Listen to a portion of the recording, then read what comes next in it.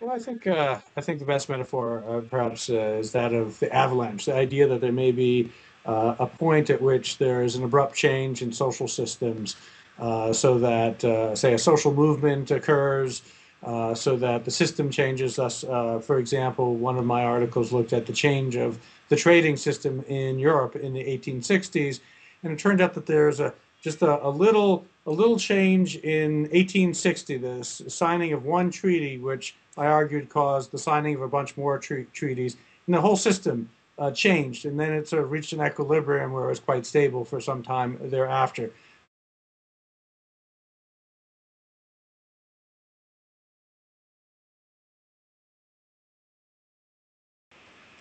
Well, emergence focuses on that core challenge in the sciences and the social sciences of going from micro to macro. And you can't necessarily deduce micro characteristics from macro characteristics or vice versa. For example, the classic example is that of segregation, as Tom Schelling showed in his classic work in the 1970s, mild preferences to be with at least others who are not dramatically unlike yourself can lead to systems that are sharply segregated by a variety of characteristics.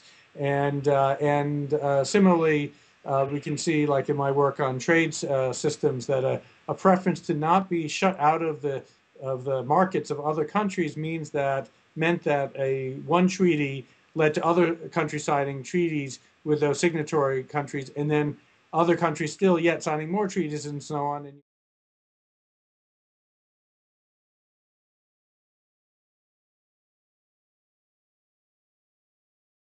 for example, in my research, I've been very interested in the coevolution of individuals and their ties. The idea is that we are being affected by the people we talk to. So, how I vote, do I vote for Barack Obama or did I vote for John McCain, is in part driven by my own preferences, but my own preferences are being affected by the other people that I'm connected to. However, I also get to choose to some extent who I talk to. And who I talk to is in part based on who I am and what I believe. So there's this yin and yang, this back and forth between who I am and who I talk to.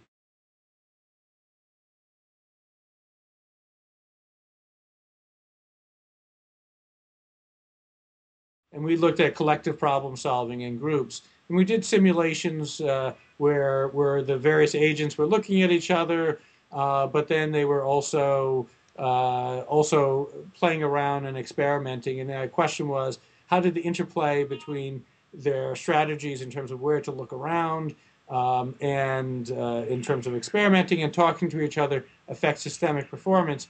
And one of the surprises to me was that even given a system that was seemingly mostly deterministic, that given the same starting point, that there really was quite a major variation in the outcomes in the system.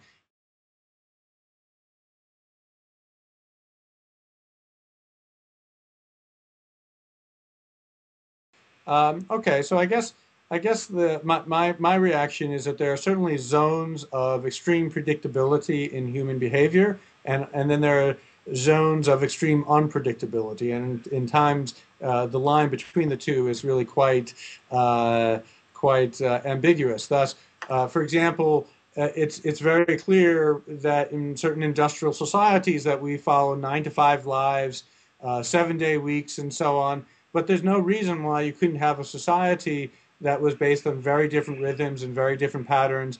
If you looked at a hunter-gatherer society, it would look quite different from the United States.